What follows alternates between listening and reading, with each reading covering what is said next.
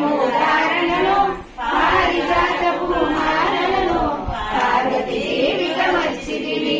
రక్త వస్త్రము ధరించి రణరంగమున ప్రవేశించి రక్త వీధుని హతమార్చి రమ్యక పద్మిని వైనావు.